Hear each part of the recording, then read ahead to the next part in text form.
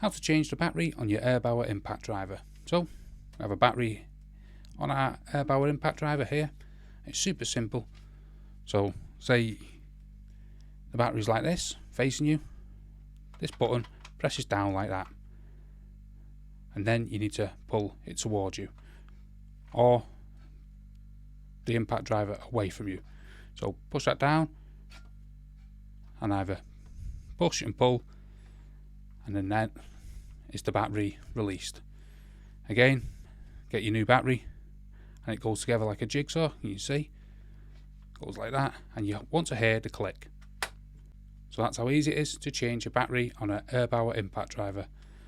Push the button down, pull the battery towards you, and the impact driver away.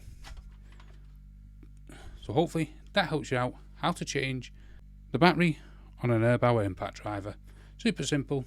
If this video helps you out, smash that like, smash the subscribe, and thanks for watching.